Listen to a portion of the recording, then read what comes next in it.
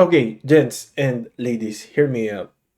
Meron ako natendang networking event kagabi. And ang context ng video na to is about yung feeling or nakikita mo or nararamdaman mo na parang late ka na sa life. Yung parang feeling behind ka. Pero paano kung sabihin ko sa'yo, yung feeling mo na yun, hindi ka naman talaga late or hindi ka behind sa buhay mo ngayon. Lahat ng naiisip at kinakatakutan natin about being behind sa buhay natin, parang lahat lang yun is kasinungalingan lang. Kasi ito yung truth. You still have a lot of time to become everything you want to be. As in, marami pang oras. Yun yung na-realize ko dun sa networking event na yun. Pumasok ako sa networking event na yun para makapaghanap ng hiring manager o kaya ng recruiter kung naghahanap sila ng tao para, syempre, tanong kung may trabaho ba o wala, kung may opening ba sa kanila. Ako yun. Pero, umuwi ako from that networking event na iba yung baon ko. Dati, naniniwala ako, lalo na ngayon na laid off ako. Parang nahuli na ako sa buhay. Hindi ko na parang ang hirap na ma-achieve yung mga next na gusto kong maging at mga gusto kong gawin. Yung parang kapag nawalan ako ng trabaho, which is right now, meant siya para ma-miss ko yung future o yung gusto kong outcome sa dulo. Kapag wala akong trabaho, syempre wala akong pinanghahawakan na title. And ang ibig sabihin lang nun na, oh, left behind ako. While others, yung mga kasabayan ko, managers na C-executives, yung mga ganun, yun yung mga maiisip mo. And kapag hindi ako nakakuha ng trabaho ngayon, ang naisip ko is, baka hindi na talaga mangyari. Hindi na mangyari yung mga naisip kong gusto kong maging at yung gusto kong gawin. Yeah, especially nito na nawalan ako ng trabaho.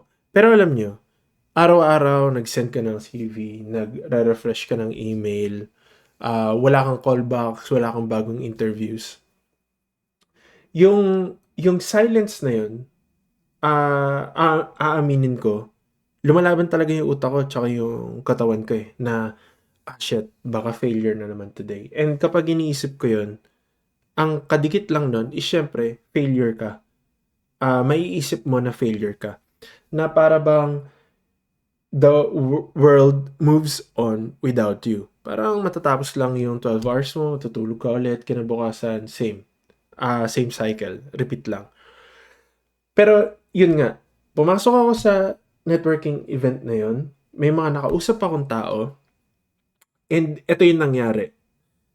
May mga kinausap akong tao na nag-change sila ng career at 35, at 35 years old. And then, someone who created or launched a business at 45. Nakausap ko rin yun. Then, others who found their voice after 50. Meron silang sariling platform. Meron silang mga charities. And every time, parang sa mga tao na yun, nagtanong ako na, hindi ba kayo natakot sa change? Hindi ba kayo natakot sa kung ano yung magiging outcome para sa inyo? Sa pag-iisip nyo on how people perceive you, yung mga ganun na question. And sabi nila, of course, natakot kami. Pero ginawa pa rin nila.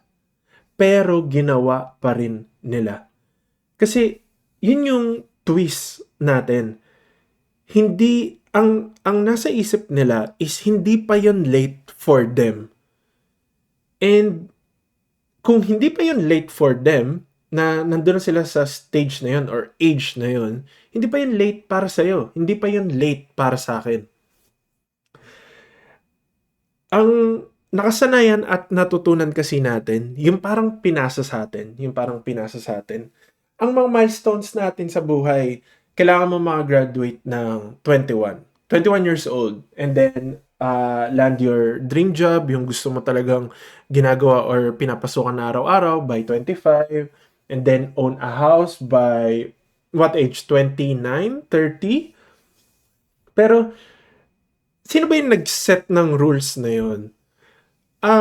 Parang ang tanong natin is, paano kung wala ka nun, pero hindi ka naman talaga behind? Yung nandito ka lang sa present na to dahil nandito ka dapat. Walang behind, walang nauna. Alam niyo yung, paano kung early ka lang?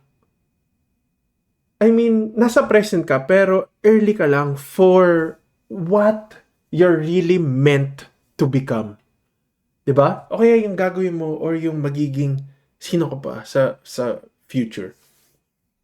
Ako dinadocument ko yung restart.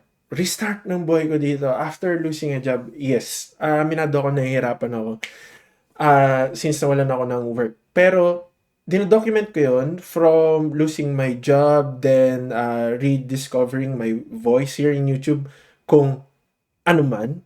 Kasi gusto ko rin makatulong sa inyo, sa mga may sa mga na-experience to ngayon na hindi to unique tulad nung sabi ko. Nangyayari to sa marami sa atin, and ang gusto ko yung shift ng mindset and paano tayo mag-push forward from day to day.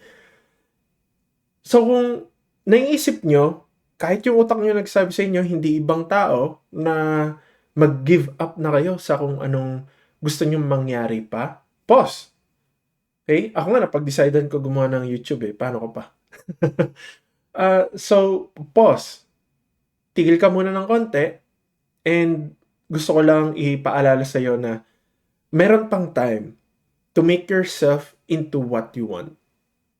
Meron pa tayong time. Kailangan ko rin yun. Kailangan ko tong video na to, record ko to para mabalikan ko, para ma-remind ko rin yung sarili ko na meron pang time. This is our lives. This is your life. Hindi to race, hindi to race. Direction lang to. May mga paths, may mga outcomes yung from sa pinagdadaanan natin ngayon to dun sa dulo na mangyayari para sa atin. So, yeah, let's figure it out together. One real, moment at a time. Yun lang yung gusto ko i-share sa inyo.